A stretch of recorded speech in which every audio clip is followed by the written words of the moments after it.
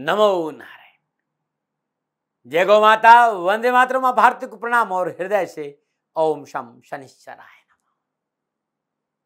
प्रिय दर्शकों, मित्रों, साथियों, जीवन में जो अनुभव मिला है वो आपके सामने रख रहा हूं।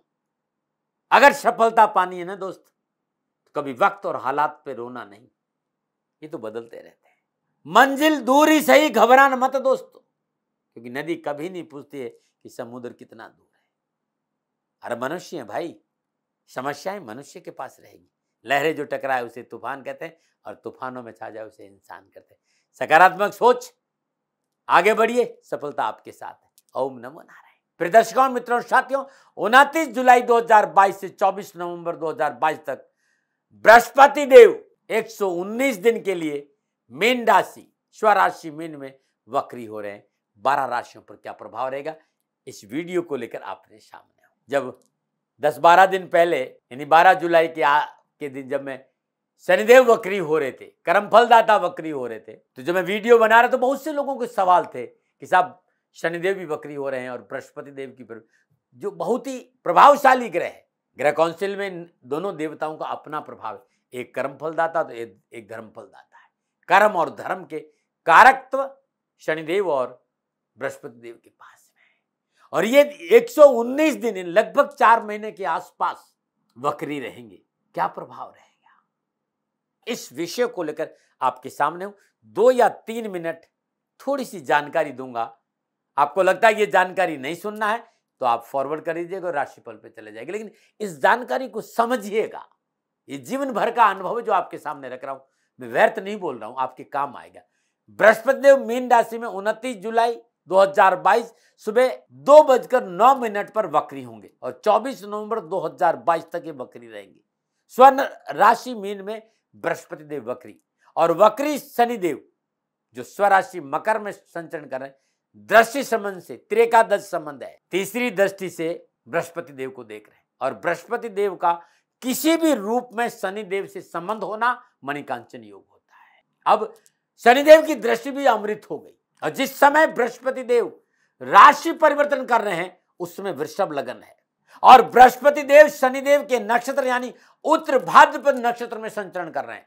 जब तक ये वक्री रहेंगे शनिदेव के नक्षत्र में रहेंगे। वृषभ राशि लगन में है, जब राशि पर लगने शुक्र मिथुन राशि दूसरे भाव में, और सूर्यदेव, चंद्रदेव, बुधदेव कर्क राशि में, राहुदेव और मंगलदेव मेष राशि 12वें भाव में है। मीन राशि में बृहस्पति देव 11वें भाव में जब राशि परिवर्तन कर रहे हैं, और स्वराशि मकर में शनिदेव 12वें भाव में। सूर्यदेव, चंद्रदेव, बुधदेव, बृहस्पति देव का पंचम नवम संबंध है। बृहस्पति देव शुक्रदेव चतुर्दशम संबंध है। सूर्यदेव, चंद्रदेव, बुधदेव, शनिदेव का समसप्तक संबंध है। राहुदेव, केतुदेव समसप्तक। बृहस्पति देव और शनिदेव त्रेकादश संबंध। मंगलदेव और शनिदेव का चतुर्दशम संबंध। सूर्यदेव, चंद्रदेव, बुधदेव पर राहुदेव की संचरण करे, मंगलदेव की चतुर्दृष्टि। सूर्यदेव, चंद्रदेव, बुधदेव स्वराशि मकर में संचरण कर रहे हैं, और शनिदेव, सूर्यदेव, चंद्रदेव और बुधदेव स्वराशि मकर में संचरण कर रहे हैं। शनिदेव जो भाग्य स्थान में संचरण कर रहे हैं, उनकी समसप्तक दृष्टि है। मतलब शनिदेव और इन तीनों देवों का आपस में समसप्तक संबंध है। शनिदेव को सूर्यदेव, चंद्रदेव, बुधदेव को भी सप्तम दृष्टि से देख रहे हैं, मतलब सूर्यदेव भी देख रहे हैं और शनिदेव भी देख रहे हैं, दोनों देख रहे हैं, दृष्टि संबंध है आपस में। केतुदेव पर शनिदेव की दशम दृष्टि है। ये जिस समय बृहस्पति देव राशि परिवर्तन कर रहे हैं, रात सुबह 2:09 उस समय की ग्रह योगागों की स्थिति है। इन संपूर्ण ग्रह योगागों का क्या प्रभाव रहेगा, यह विश्लेषण लेकर मैं आपके सामने। बृहस्पति देव 9 ग्रहों में परम उच्च पद पर विराजमान है, देव गुरु के पद पर विराजमान। बृहस्पति देव धर्म, धन, स्वास्थ्य, उच्च पद, सुख, सौभाग्य, उन्नति, समाज में वर्चस्व, ज्ञान, शिक्षा, शादी, संतान का प्रतिनिधित्व करते हैं। अब इसके बिना जीवन क्या रहेगा। तो हमारे जीवन के सर्वांगीण विकास के कारक शनिदेव और बृहस्पति देव है, और बृहस्पति देव सर्वाधिक सौम्य और शुभ ग्रह है। इस भाव में बैठते हैं, कहते हैं हानि करते, लेकिन जिस भाव को देख लेते हैं शुभ फलों में वृद्धि करते हैं। 5वीं, 9वीं और 7वीं दृष्टि बृहस्पति देव की, उनकी दृष्टि में अमृत है।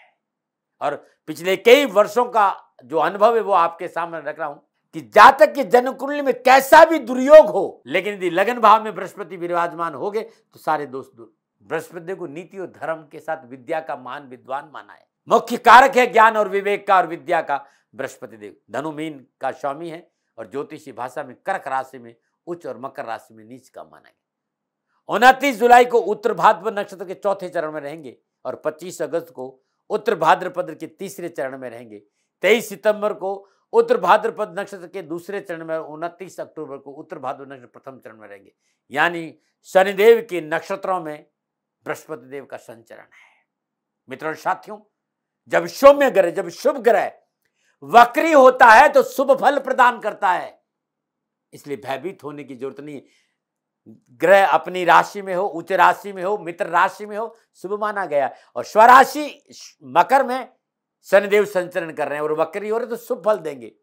तो शनिदेव और बृहस्पति देव का मिलन और दोनों ही वक्री अवस्था में संचरण कर रहे हैं, लाभ देंगे, भयभीत होने की जरूरत नहीं। फिर भी पूर्णतः जो फलादेश है वो आपकी जन्म कुंडली के आधार पर किया जा सकता है कि आपकी जन्म कुंडली में बृहस्पति देव और शनिदेव की स्थिति क्या रहेगी। मित्रों और साथियों, ये 119 दिन कैसे रहेंगे बृहस्पति देव और शनिदेव की युति के दृष्टि संबंध के, इस विषय पे बात करूंगा। राशिफल चंद्र राशि पर आधारित है, नाम राशि पर आधारित है और राशिफल सबके लिए ये, चाहे वो पुरुष हो, चाहे नारी, चाहे बच्चे, चाहे वयोवृद्ध। तो ये बृहस्पति देव के वक्री होने के बारे में जानकारी देने के बाद अब ये 119 दिन बृहस्पति देव मिथुन राशि पर क्या प्रभाव डालेंगे, इस विषय पर आ रहा हूं। मिथुन राशि वालों के लिए बृहस्पति देव सप्तम और दसम भाव के स्वामी होकर दसम भाव स्वराशि मीन में 119 दिन के लिए वक्री हो रहे हैं। दसम भाव कर्म स्थान है, यानी 29 जुलाई से लेकर 24 नवंबर 2022 तक बृहस्पति देव वक्री अवस्था में स्वराशि मीन में दसम भाव में संचरण करेंगे। दसम भाव कर्म स्थान, कामकाज, नौकरी, व्यवसाय, आपका स्टेटस। और दसम भाव में विराजमान बृहस्पति देव पंचम दृष्टि उच्च राशि कर्क को देख रहे हैं। कर्क राशि में विराजमान सूर्य देव पर भी कृपा होगी। बृहस्पति सप्तम दृष्टि कन्या राशि चतुर्थ भाव पर है और काल पुरुष की कुंडली में चतुर्थ भाव कर्क राशि का माना गया और बृहस्पति देव की ये दृष्टि भी अच्छी मानेगी। नवम दृष्टि वृश्चिक राशि छठे भाव पर है। अब मेरी बात को बड़ा ध्यान से सुनिएगा, जो कहने जा रहा हूं वो आपके लिए फायदेमंद है, क्योंकि मैं थोड़ा सा समय इसी ले रहा हूं आप सुन। तो कैरियर, कारोबार, नौकरी की बात करते हैं ना, वक्री अवस्था में बृहस्पति कर्क राशि उच्च राशि पर दृष्टि है। तो इन संपूर्ण ग्रह योगायोगों पर, इन संपूर्ण ग्रह योगायोगों की बात करूं तो दसम भाव में विराजमान बृहस्पति देव रोजगार के साधनों में वृद्धि करेंगे। कामकाज, व्यवसाय, मनोनुकूल परिणाम प्राप्त कराएंगे। व्यापार में कोई बड़ा करार हो सकता है, बड़ा सौदा हो सकता है, बड़ा अनुबंध हो सकता है, ऐसा योग नजर आ रहा है। आर्थिक पक्ष की सुदृढ़ता का संकेत बृहस्पति देव दसम भाव में बैठकर कर रहे हैं। यदि आपका रेस्टोरेंट है, आपकी होटल है, आप म्यूजिक या संगीत से जुड़ा कोई काम कर रहे हैं, ऑयल का व्यवसाय, फिल्म इंडस्ट्री है, रेडीमेड वस्त्र है, फैशन डिजाइनिंग है, मॉडलिंग है या मार्केटिंग का कोई क्षेत्र है, तो प्रयास सार्थक सिद्ध होंगे, चाहे वो नौकरी हो चाहे व्यवसाय। प्रतिकूल व्यावसायिक परिस्थितियों से छुटकारा मिलेगा और व्यावसायिक प्रतिद्वंदियों से पीछा छूटेगा। मनोनुकूल व्यवसाय की यात्राओं का योग है और उसमें लाभ मिलेगा, परंतु सावधानी भी है, यात्रा में लापरवाही मत करें। मैं ये कहना चाहूंगा, कारोबार में मनोनुकूल सफलता के लिए योजनाओं को गुप्त रखना बहुत जरूरी है। सरकारी मामलों में दखलंदाजी नहीं, कानून के दायरे में रहकर कार्य करेंगे तो अच्छा रहे। नौकरी के हिसाब से बृहस्पति देव का दसम भाव में वक्री होना सफलता का संकेत दे रहा है। जॉब संबंधी परेशान से छुटकारा मिलेगा। इस समय मनोनुकूल जॉब आपको मिल सकती है। तो कामकाज, कैरियर और नौकरी, व्यवसाय के हिसाब से मिथुन राशि वालों के लिए दसम भाव में बृहस्पति देव का वक्री होना लाभ और सफलता का संकेत दे रहा है। लेकिन कुछ बातें जिसपे मुझे आपको संकेत देना है, और वो ये है कि काम ऐसा कोई नहीं होना जो सरकार विरोधी हो, किसी गरीब का हक नहीं मानना, क्योंकि दसम भाव में बृहस्पति विराजमान है।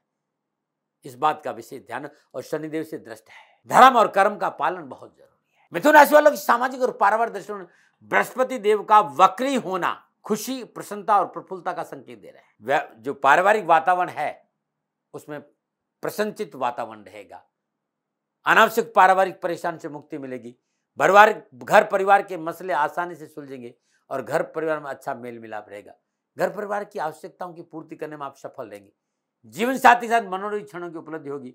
ये क्षण आपके जीवन के यादगार क्षण है। संतान को लेकर संतुष्ट रहे और संतान के जीवन में आ रही बाधाओं और परेशानियों से छुटकारा मिलेगा। संतान के विवाह को लेकर कोई तनाव है तो लाभ मिलेगा और घर और परिवार में मांगलिक कार्य भी संपन्न। मित्रों साथियों, पारिवारिक जीवन, सामाजिक जीवन शकुन और शांति का संकेत दे रहा है। बस निजी स्वार्थ से बचना, पर हित पे ध्यान रखना, पर दूसरों का भला कैसे हो उस पर ध्यान दे तो आपका भला तो स्वतः ही हो जाएगा। अब मैं शिक्षा पे आ रहा हूं। मिथुन राशि के विद्यार्थियों की शिक्षा के दृष्टिकोण से बृहस्पति देव का वक्री होना थोड़ी सी कड़ी मेहनत, कठिन परिश्रम, संघर्ष का संकेत दे रहे हैं, लेकिन जो परिणाम है ना वो बड़े चौंकाने वाले होंगे।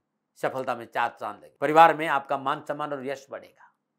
बस मेहनत चाहिए, थोड़ी परिश्रम चाहिए, थोड़ा तथाकथित मित्र मंडली से सावधानी चाहिए, क्योंकि तथाकथित मित्र मंडली आपको धोखा दे सकते हैं। इसलिए ना तो रात्रि भ्रमण करें, खान पान पर ध्यान रखें और ऐसे दोस्तों से दूर रहे जो आपकी नैया डुबो देंगे, इस बात का ध्यान रखें। बात स्वास्थ्य की कर रहा हूं। 10वें भाव में वक्री अवस्था में शनिदेव विराजमान है और शनिदेव वक्री अवस्था में 10वें भाव में है। स्वास्थ्य के हिसाब से क्या संकेत है? तो मिथुन राशि वालों के लिए स्वास्थ्य के दृष्टिकोण से ठीक ठीक समय रहेगा, मिला जो बहुत जरूरी है। इस समय दैनिक दिनचर्या को नियमित रखना, अपने को समय देना, थोड़ा सा अपने साथ रहना। नक्षत्र ग्रहण इस बात का संकेत कि अनावश्यक अवसाद, तनाव, सोच से बचना होगा। इसलिए बहुत जरूरी है कि आप नियमित मॉर्निंग वॉक करें, बहुत जरूरी है थोड़ा सा योग करें, थोड़ा सा प्राणायाम करें, क्योंकि हल्का सा संकेत मिल रहा है कि मानसिक तनाव है। पेट या ब्लड प्रेशर को लेकर, लीवर को लेकर, किडनी को लेकर कोई प्रतिकूल प्रभाव देखने को मिल सकता है। बस चिकित्सा में लापरवाही नहीं करें। कोई पुरानी सर्जरी है, उसकी तैयारी है, तो योग्य चिकित्सा से सलाह लेकर ही सर्जरी कराएं, लापरवाही नहीं बरतें। विशेष क्या सावधानी, चाहे व्यवसाय हो, चाहे नौकरी हो, चाहे एजुकेशन हो, आर्थिक सुदृढ़ता के लिए, धन कमाने के लिए शॉर्टकट रास्ता नहीं अपनाइए। यदि आप शेयर मार्केट, वायदा बाजार में रुचि रखते हैं तो ये समय सावधानी का। लाभ तो है, लेकिन आपके पास एक्सपीरियंस होना चाहिए, अनुभव होना चाहिए, या बहुत अच्छे जानकार लोगों का साथ होना चाहिए, अन्यथा हानि हो सकती है। बिना पारिवारिक रजामंदा के पूंजी निवेश करना लाभदायी नहीं नजर आ रहा है। बिना पारिवारिक रजामंदी के पूंजी निवेश करना नुकसानदायक रहेगा। जल्दबाजी में जोखिम के कार्य में हाथ नहीं डालना, अन्यथा नुकसान हो जाएगा। हाँ, एक बहुत जरूरी बात, इस समय आप अपनी वाणी पर संयम रखें, अपनों से व्यवहार करते समय मर्यादाओं का पालन करें। साथ ही ये बहुत जरूरी है कि जीवन साथी की भावनाओं के साथ खिलवाड़ नहीं करें। बिना वजह किसी भी चिंता को अपने पास नहीं फटकने दें, बहुत अच्छा रहेगा। इस बात का ध्यान रखें। व्यर्थ की चिंताओं को अपने पास नहीं आने देना, तब लाभ आपको मिलेगा। क्या उपाय करें? 119 दिन हर रोज नित्य कर्म स्नान उपरांत अपने पूजा स्थान में घर में घी का दीपक जलाए और विष्णु गायत्री का जाप करें। गायत्री के बाद ओम नमो भगवती वासुदेवाय नमः 108 बार इस मंत्र का जाप करें। पूजा के उपरांत तुलसी का एक पत्ता निकल जाएगा, इस बात का ध्यान है।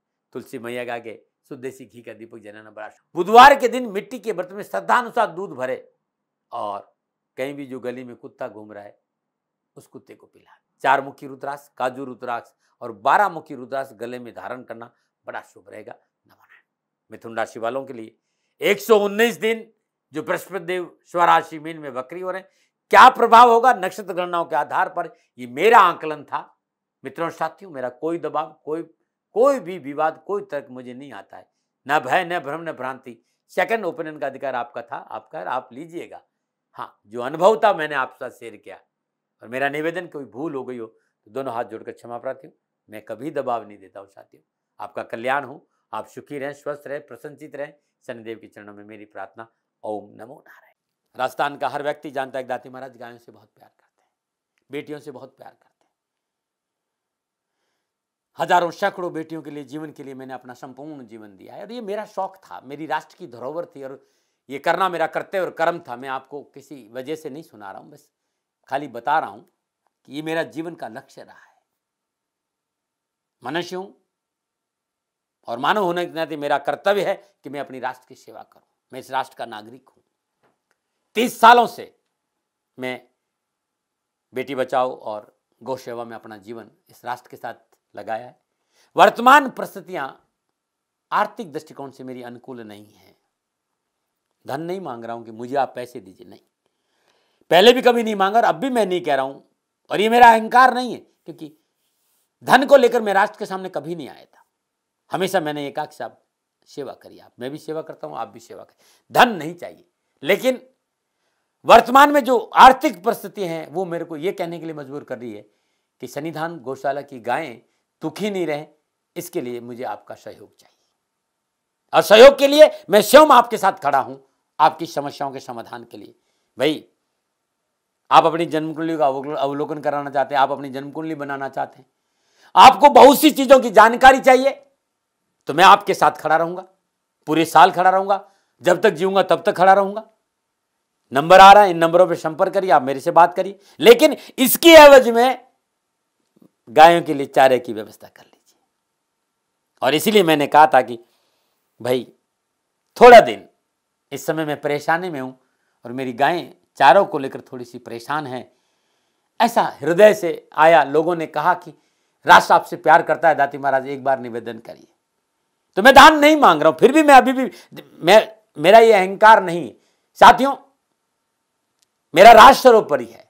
मैं ये नहीं कह रहा हूं, मैं ये कह रहा हूं मैं परिश्रम करूंगा आपके लिए, और परिश्रम के एवज में गायों के लिए चारे की व्यवस्था करिए। शनि भगवान आपकी रक्षा करे और आपका जीवन सदा खुशियों से भरा रहेगा, ऐसा मेरा निवेदन। और वे लोग जो सक्षम है, सामर्थ्यवान है, और जिन्हें दाती महाराज के ज्योतिषीय समाधान की आवश्यकता नहीं, तो उनको मेरा प्रणाम। क्योंकि बहुत से लोगों को मैंने देखा है पिछले एक महीने में लगभग 20 से 25-50 लोग ऐसे भी हैं जिन्होंने शनिधाम गौशाला में 2100 रुपया चारा कर दिया है।